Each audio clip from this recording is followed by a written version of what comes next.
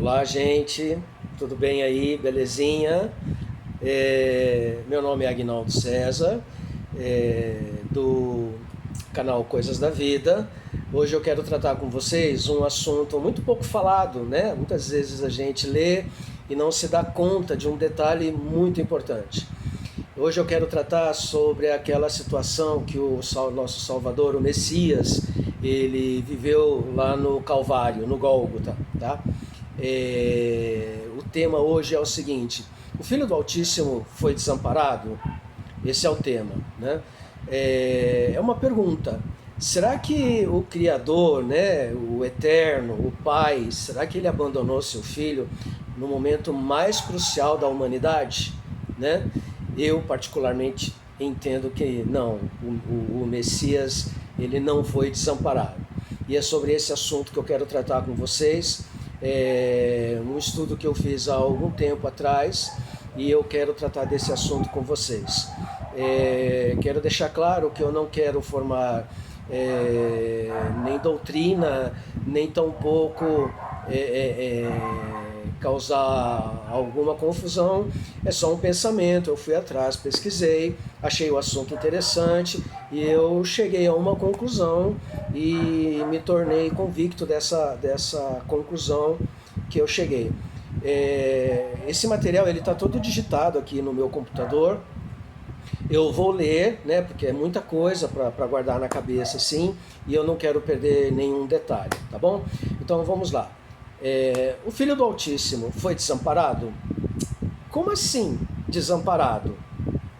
Não, não foi desamparado, tá? Vamos lá para a leitura.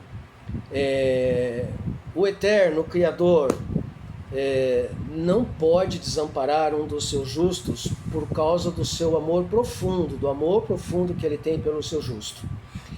Aqueles que amam a sua palavra, né, aqueles que pesquisam, aqueles que buscam o conhecimento da palavra, aqueles que comparam as escrituras sagradas com testemunhos dos antigos, com as coisas que estão acontecendo hoje em dia, né? Esses que se dedicam ao estudo da palavra são guardados pelo Criador, tá? São protegidos e são exclusivos, né? São exclusivos do Criador. Não que essa exclusividade ou essa proteção redunde em alguma vantagem, né?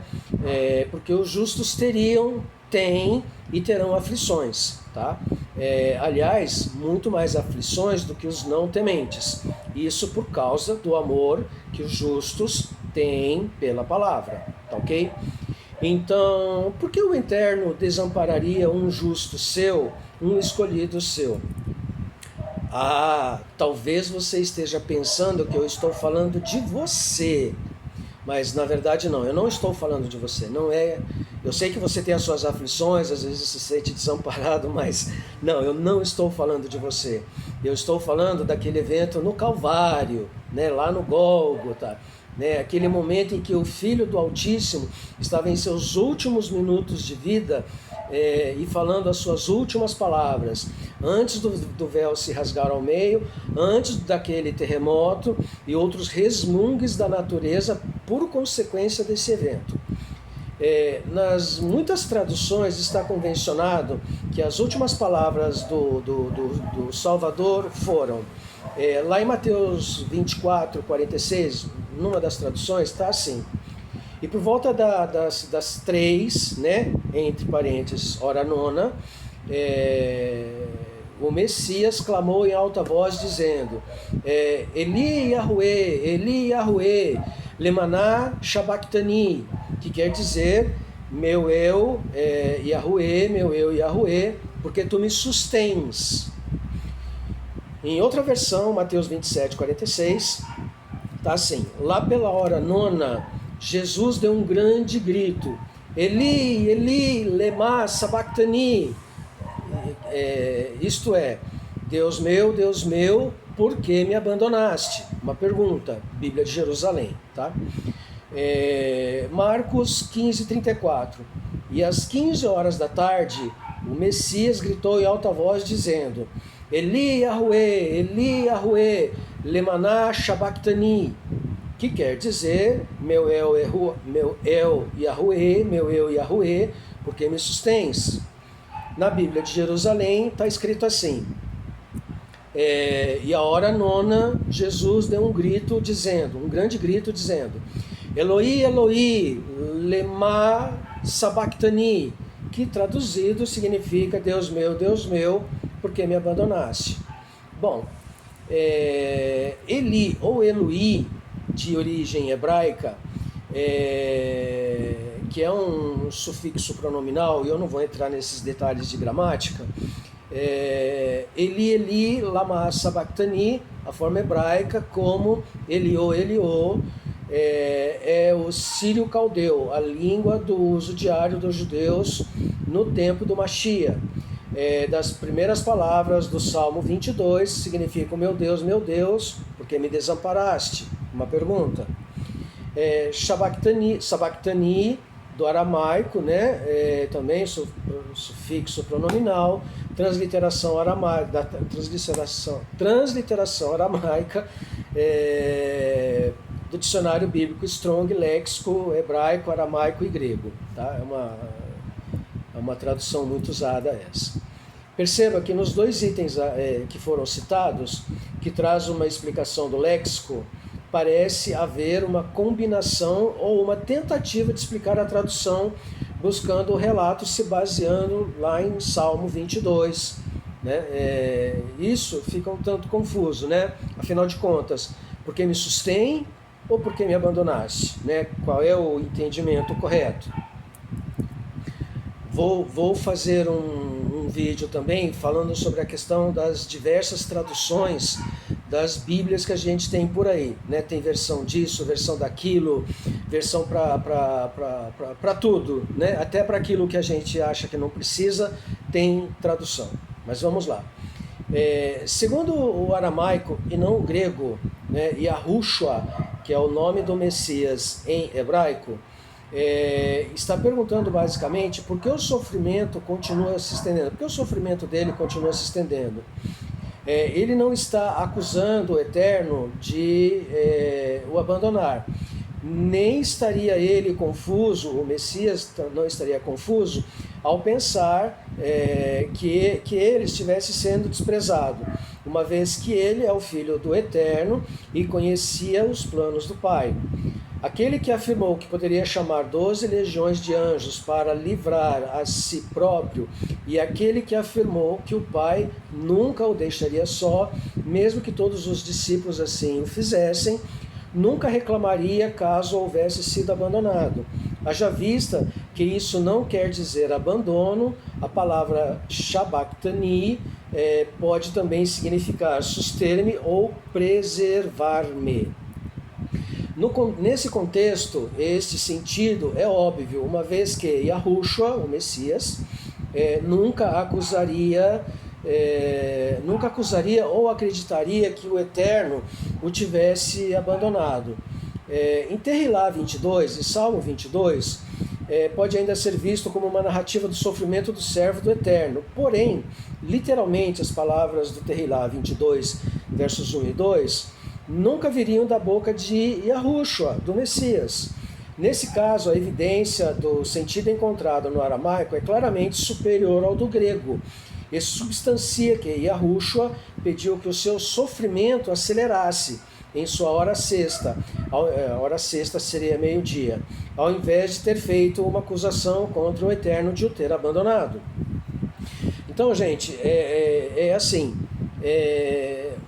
uma mãe ou um pai abandonaria seu filho? Vamos e venhamos, né? Nos dias atuais, a gente até ouve muitos relatos de coisas de abandono. Mas um pai de verdade, uma mãe de verdade, jamais abandonaria um filho seu ou uma filha. A gente vê casos aí do intenso amor de um pai, de uma mãe, a ponto de entregar sua própria vida por eles, né? Quanto mais o Criador poderia sequer pensar em abandonar o seu próprio filho, naquele momento mais angustiante, agonizante, né, que era o sacrifício do único filho do Altíssimo, né?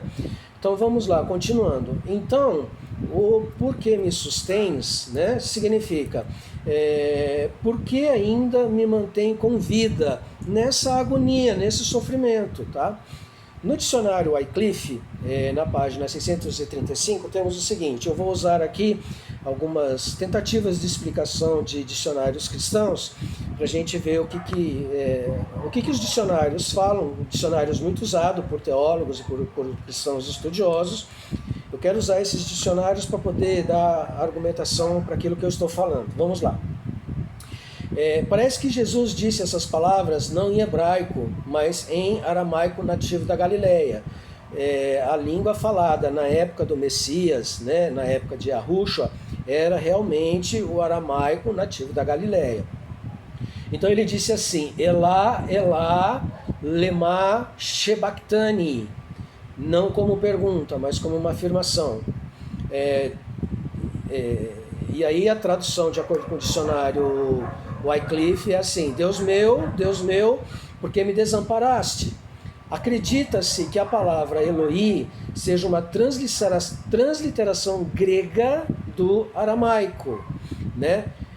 Elai, como está escrito em Daniel, capítulo 6, versículo 22, verso 23 em aramaico, com o som provavelmente mudado para Eloá, pela pronúncia provincial. O texto geralmente aceito em Mateus tem EH, que translitera o termo hebraico e. Esta também é uma forma amplamente usada em aramaico. O melhor manuscrito grego usa a palavra lemá nas passagens de Marcos e Mateus, pois esta representa melhor o termo aramaico lemá do que o termo hebraico lamá, que nos dois casos significa por quê? Uma pergunta. Sabactani aparece como uma transliteração de uma palavra aramaica, pois a palavra original, né, de Tehilá 22, Salmo 22, é a palavra hebraico azabtani. O verbo aramaico shbak, que significa deixar, desamparar, abandonar, pode ser visto em Daniel 4:23 e Esdras 6, versículo 7, que significa deixar. Os estudiosos reabriram a discussão. Jesus teria usado mais naturalmente o hebraico ou o aramaico? Os documentos de Qumran e de Uad Murabat indicam que uma forma de hebraico influenciada pelo aramaico pode ter sido falada de maneira geral na Palestina do século I, especialmente em contextos religiosos. Ainda no dicionário Wycliffe, na página 1128, temos lamá ou lemá. O termo interrogativo hebraico e aramaico, ma, que significa o que, junto com a preposição le, que significa para, significa os dois juntos, né? Le, ma, significa por que razão, né? Para qual propósito? Os evangelistas citam e traduzem para o grego as palavras de Jesus na cruz dessa forma, Eloi, Eloi, lema ou lama sabactani. Está lá em Mateus 24:46, Marcos 15:34. No Novo Testamento interpretado, Mateus e Marcos, de Champlin, na página 636, temos, por volta da hora nona, né, que seria às 3 horas da tarde para nós aqui no Brasil, horário de Brasília, por volta da hora nona, clamou Jesus, Eli, Eli, lema sabactani. Os MSS anligos, tá? Isso está lá no dicionário de Champlin, diferem ao dar essas palavras em forma transliterada. Segundo o aramaico, alguns MSS dizem Eloi, Eloi, lema sabactanei. O Codex Vaticanus é o principal MSS que contém esse texto. O MSS Aleph e 33 dizem Eloi, Eloi, mas depois alteram levemente as palavras restantes. Outros MSS, seguindo a transliteração hebraica dessas mesmas palavras, dizem Eli, Eli, Zafitanei. Todavia, isso pode ser simplesmente a transliteração de Terrilá 22, versículo 1, de onde se deriva a citação, e pode ter sido diretamente copiada dali por alguns escribas antigos que compilaram MSS do Novo Testamento. O Codex D e muitos MSS latinos assim registram. Outros MSS misturam o aramaico e o hebraico de uma maneira ou de outra, lemá ou lamá. Então, Eli, Eloi, ou Elei, e Sabachthani, ou Zafitanei, o texto adotado pelo Nestlé é Eli, Eli, lemá, Sabachthani, que é essencialmente aramaico, embora Eli seja hebraico. Ainda que uma conclusão inteiramente certa sobre as palavras exatas que Jesus proferiu pareça impossível de ser obtida, parece bem provável que ele deve ter usado termos aramaicos, ou então, estando em terrível agonia, realmente pode ter misturado os dois idiomas, o que seria um resultado natural de tão intenso sofrimento como os que ele experimentou. O que se percebe claramente é que paira uma dúvida sobre qual seria a expressão correta mencionada efetivamente pelo Salvador. Não há convicção nos dicionários e comentários que tratam do assunto. Há suposições ou uma intenção de definir e ou traduzir. Ou seja, os dicionários, ao invés deles darem uma solução, eles trazem dúvida, né? Qual teria sido a melhor palavra, ou qual teria sido a palavra possível, né? Vamos parar e pensar. Nas escrituras existem suposições? Será que o Messias, mesmo em extrema agonia, ele iria falar algo para que alguém fizesse suposições ou deduções ou ficasse imaginando, peraí, o que ele disse mesmo? Ele disse isso ou disse aquilo? Né? Sinceramente, as palavras que ele disse foram exatas, audíveis, né? De bom som, para que fosse entendido, né? Não para que fosse suposto, manipulado, colocado sob juízo de forma alguma, tá? Então, continuando. Outra variante é quanto a sentimentos e emoções vividos pelo Eterno, né, no céu, e o Salvador em seu sacrifício aqui na terra. Não é possível atribuir a eles sentimentos humanos. As coisas da mente são sentidas na mente. Então, o entendimento, a compreensão que havia entre o Eterno lá no céu e o Messias aqui na terra no seu momento de agonia era a mesma coisa. O que o Pai estava fazendo era de concordância com o Messias. Aquele momento do Messias era um momento aprovado pelo Eterno. Tá? Era algo perfeitamente combinado, era algo que realmente deveria acontecer e deveria ser executado. E assim foi feito. Efésios 6,12. Porque não lutamos contra a carne nem o sangue, mas contra os principados, contra autoridades, contra os principados das trevas deste mundo, contra a malignidade da mente nos lugares altos. Esse versículo, ele é muito complicado, tá? Porque aqui fala de principados, de reis, presidentes, governadores, prefeitos, de soberanos, tá? De governantes dos países, das nações, contra autoridades, contra os principados das trevas, tá? Que são demônios, que são enviados do inimigo e outras coisas mais que eu não quero entrar no detalhe aqui. bem mais para frente eu vou tratar desse assunto, especificamente desse texto aqui de Efésios 6,12. Né? E pessoas que agem com a mente maligna, planejam o mal, perseguem propositadamente para fazer o mal, para prejudicar, para matar inclusive, tá? Então nós lidamos com governadores, com presidentes, com reis, com soberanos malignos. Nós lidamos com potestades malignas, com demônios, e nós lidamos com pessoas, tá? O nosso próximo, muitas vezes dentro da família, com pessoas que querem o nosso mal, tá bom?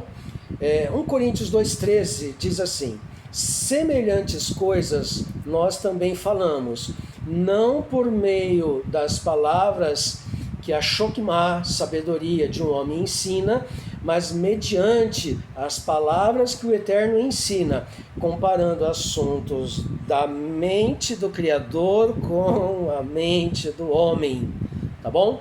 Então, assim como a mente do Messias, do Eterno, era a mesma mente do Messias num evento importantíssimo, né? A sabedoria do Eterno tem que estar dentro da nossa mente, tá bom? Então, mas semelhantes coisas nós também falamos, não por meio das palavras que a sabedoria humana ensina, mas mediante as coisas que vêm do alto, né? Que o Eterno ensina, comparando as coisas que o Eterno ensina com aquilo que nós estudamos, tá bom? Verso 14: mas o homem natural, que é material, o homem comum, né, que tem o seu dia a dia, trabalha, estuda, tem a sua vida sem uma regência a partir do Criador, né? O homem natural, que é material, não recebe as coisas da mente do Eterno, porque ele não se dedica a isso, ele não se prepara para isso. Ele não separa um momento para isso, né? Porque elas lhe são loucuras. Quando você começa a falar certas coisas para uma pessoa comum, ela vai comparar as coisas que são do alto com as coisas que ela tem aqui da terra. Não combinam, tá? Então, para o homem comum, para a pessoa comum, essas coisas são loucuras. Nem, muito menos, ele pode compreender. Ele não entende, não assimila, porque ele é necessário o discernimento da mente. Ou seja, ele precisa estudar a palavra para poder assimilar aquilo que vem do alto, ok? Mas outros autores procuram justificar a agonia do Salvador em seus últimos momentos, aplicando a agonia do salmista lá em Tehilá 22, Salmo 22. Todos eles redundam na mesma convicção, na mesma convenção, no mesmo propósito. E aí cabem as seguintes perguntas: por que o Eterno abandonaria o seu único filho à sorte, né, largado? Por que será que o Criador iria olhar para outro lado, ao invés de olhar para aquilo que estava acontecendo com o seu único filho, tá bom? Por que o Filho do Altíssimo seria deixado um só momento sequer? Né? Por que o Criador abandonaria o seu próprio filho no momento crucial, não só do único filho do Criador, como um momento crucial para a humanidade dentro dos 6.000 anos da partir da criação? Isso não é lógico, não é inteligente. Por que o Eterno contrariaria a sua própria palavra? Gente, vamos pensar, né? Vamos analisar. Não perceba, não bate, né? Como eu falei agora há pouco, um pai ou uma mãe abandonaria seu filho, né? Um pai de verdade, uma mãe de verdade abandonaria seu filho? Claro que não, né? Você que é pai, você que é mãe, né? Olha bem para mim agora, deixa eu tirar meu óculos que está dando reflexo, né? Olha bem no meu olho agora e diz para mim se você teria coragem de em algum momento na vida desamparar seu filho. Eu acredito que não, tá bom? Então vamos lá. De fato, não há uma razão coerente para sustentar essa conexão entre a narrativa de Mateus e Marcos com a narrativa de Salmo. Ou seja, a narrativa de Salmo se refere a uma pessoa e a de Mateus e Marcos refere-se a outra pessoa. Ocorre ainda um pensamento que o Salvador poderia estar falando naqueles últimos momentos em línguas estranhas, né? Mas isso também não é coerente, tá? Nem por premissas e nem por prerrogativas, tá? Ou seja, não foi dada ao Salvador como os pentecostais dizem, né? Falar línguas estranhas, tá? O Messias ele não teria essa premissa, tá? E isso também não lhe seria uma prerrogativa, tá? A gente vai tratar disso também mais para frente. Já estou devendo muita coisa. Vamos lá. A língua corrente naquele período da história entre os judeus era mesmo o aramaico da Galileia. Os judeus não falavam latim, tá? E em geral não falavam grego, com exceção de uns pouquíssimos estudiosos. Só para constar, a Grécia já havia deixado de ser império há alguns séculos, ou seja, a influência do poder do império da Grécia já havia acabado. O império predominante naquela época era o Império Romano, o Império de Roma. Contudo, a cultura grega ainda se fazia fortemente presente. Aliás, até os dias de hoje, nós sofremos a influência helênica. Principalmente por causa para os romanos, né, para a época do Império Romano, a influência grega, da cultura grega era muito forte, principalmente por causa da religião grega e também por causa da cultura politeísta, que em sua boa parte foi adotada por Roma, tá? O Império Romano assimilou muita coisa da Grécia, principalmente em nível de religião. O diálogo entre os judeus e os romanos se davam através de intérpretes.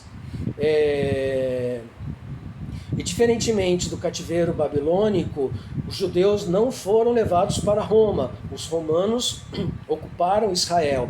Eles tomaram posse de Israel. Então os romanos foram para Israel. Então os judeus de Israel falavam hebraico, ok? Na época do Messias falavam aramaico, que era a língua predominante, tá? Aramaico e hebraico não tem muita diferença. Tem diferença em pronúncia e algumas palavras mudam um pouco o significado, ok? Então, continuando aqui. Então, se um justo não pode ser desamparado, por que o Eterno desampararia o seu próprio Filho? Se o Eterno é a mais pura e infinita expressão de amor profundo, por que ele abandonaria Yahushua? Porque ele abandonaria o Mashiach? Porque ele abandonaria o seu único filho? Isso é muito contraditório. É contraditório pensar que isso seria possível e viável. Muitos afirmam que isso ocorreu por causa do pecado do mundo inteiro e de todas as épocas que foram colocados sobre os ombros do Messias, né? Isso também não é coerente, pois em momento algum o filho poderia ser considerado imundo e impróprio para o sacrifício, tá ok? O cordeirinho que era levado para o sacrifício no dia 14 de Nisan, aliás, o cordeirinho ele era separado 10 dias antes, para o sacrifício.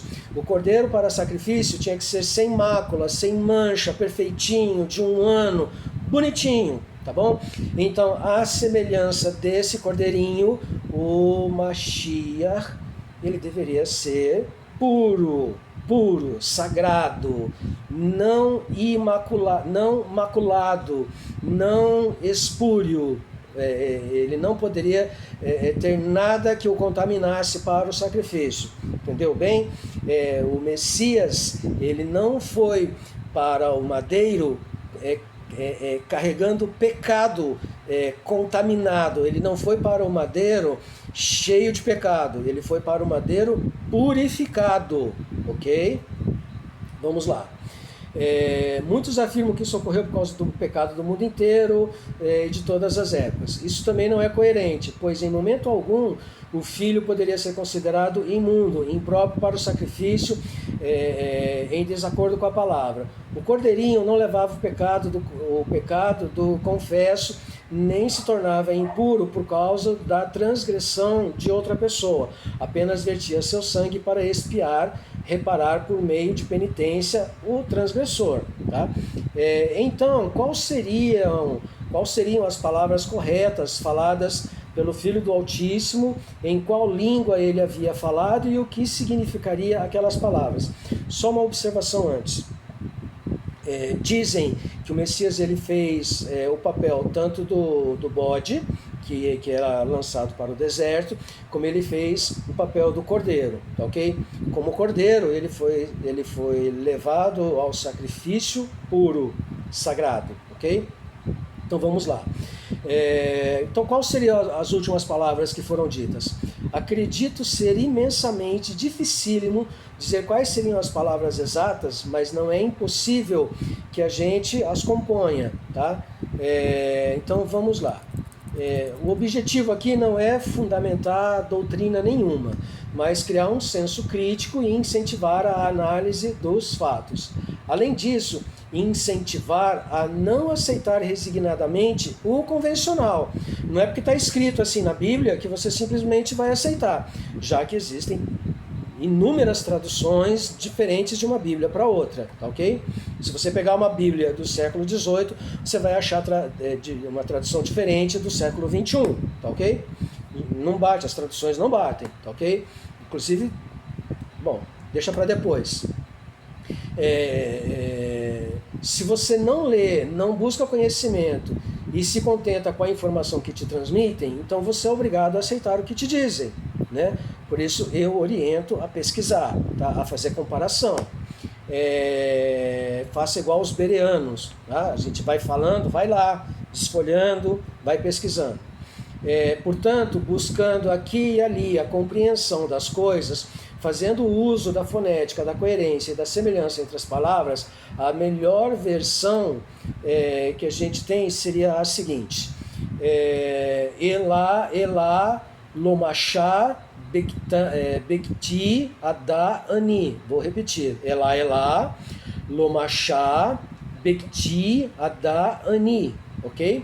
Então ficaria assim em português: eterno, eterno, não tirar, choro, morrer eu. Né? Então, eterno, eterno, chorando eu morro. Ok? Elá, do aramaico, significa o eterno, o soberano, né? Se joga para o grego, vira Theos, que vem de Zeus, e para o português depois vira Deus, tá bom? Lo significa não, ou ao invés de. Machá, tirar. Bekti, choro. Adá, morrer. Ani, primeira pessoa do pessoal, eu. Ani, eu, ok? Então perceba a semelhança entre a escrita e a pronúncia. Elá, Elá, Lomachá, Bekti, Adá, Ani. Eli, Eli, Lemá, Sabactani, tá? A pronúncia é muito parecida. Eterno, eterno, não tirar, choro, morrer eu. Eterno, eterno, chorando eu morro. Deus meu, porque abandonaste. Gente, olha a diferença, né? Tem muita diferença. Numa expressão, o Messias está dizendo assim, que ele está sofrendo, chorando, agonizando, e ele quer encerrar, ele quer cessar aquele sofrimento. Tá? E no outro, veja bem, né? Lançando no rosto do Criador, eu diria até com arrogância, né? Por que você me abandonou? Né? Por que eu estou sofrendo aqui sozinho? Né? Eu não vim a teu mando, não estou obedecendo aos seus mandados, não estou fazendo aquilo que tu me ordenaste, né? Por que está me abandonando agora? Né? Então, esse seria o pensamento, tá? Errado, tá? Porque o Messias ele estava realmente submisso à vontade do Criador, tá? Então, ao invés de uma dúvida, ao invés de uma pretensão, o Messias ele estava concordando. Olha, a obra está sendo concluída, estamos tendo sucesso, né? Aquilo que foi combinado há muito tempo atrás está sendo realizado com sucesso. Eu estou aqui sofrendo, agonizando, né? Mas está acabando. Eu estou aqui chorando, clamando para que isso encerre logo, porque eu não estou aguentando mais, tá bom? Então, ao invés de uma reclamação, uma expressão de amor em dor, tá ok? Então vamos lá. Na primeira Na primeira tradução, como eu falei, há uma afirmação, na segunda há uma dúvida. Então cabe uma questão aqui. Por que justamente nos últimos momentos da consumação da obra de redenção haveria alguma dúvida ou questionamento? Tiago 1,17. Toda boa dádiva e toda capacitação perfeita são provenientes do alto e desce do Abi, das luzes, Abi Ha-Or, se eu não me engano é assim que fala, né, o Pai das luzes, em quem não há mudança nem sombra de alteração. Na pesquisa que eu realizei, ainda há outras palavras semelhantes, porém elas não batem, não coadunam perfeitamente. Tá? Lama, transliterado do aramaico, por quê? Uma pergunta. Ma, o que, como, de que tipo, por causa de quê? Também é uma pergunta. Shebak, deixar a sós, veja bem. E Shabá, não Shabat, Shabá, levar cativo. E tem que significa que, para, porque, quando, tanto quanto, como, por causa de, mas, então, certamente, exceto, realmente, desde. E tem atá, que é cobrir, enrolar, envolver, cobrir-se, enlutado. E abade, morrer. Definindo que foi em aramaico, é perfeitamente possível afirmar que não foi falado língua estranha, tá bom? João 19:30. João 19:30 nós temos assim: quando, pois, Yahushua, o Salvador, recebeu vinagre, ele disse assim, calá, né? E inclinou sua cabeça e entregou o seu fôlego, a sua respiração cessou. Kalá, do hebraico, significa conclusão, término, fim total, destruição completa, consumação, aniquilação. Prosseguindo então, o Eterno não poderia contrariar a sua própria palavra abandonando o Filho. Considere que o Filho do Altíssimo era sagrado, justo, bom, guardador da Torá, porque o livro de referência na época do Mashiach era a Torá, que era o mesmo livro de referência dos enviados, dos emissários, né? Que em gregos é chamado de apóstolo, tá bom? Então, o Eterno não poderia contrariar a sua própria palavra abandonando o Filho. Considere que o Filho do Altíssimo era sagrado, justo, bom, guardador da Torá. Aliás, ele mesmo se fez Torá viva. João 1:1. Portanto, jamais poderia ser abandonado em momento algum, qualquer que fosse esse momento. Salmo 9:10. E os que conheceram o teu nome porão a sua confiança em ti, porque tu, Eterno, não abandonaste os que te buscam. Isso o salmista está falando, né? Salmo 22:24. Porque ele não desfavoreceu nem aborreceu a amargura do aflito, nem ele escondeu a sua face. Virou o rosto dele, mas quando esse lhe clamou, ele ouviu. Está vendo de onde vem a questão de virar o rosto? Salmo 37:28. Porque o Eterno ama o mishpat, ama o juízo, e não abandona os seus kadoshim, separados, ou sagrados. Eles serão preservados, Leolam Vaed, para todo sempre, mas a Zerá, a descendência do ímpio, ela será cortada. Isaías 49:14.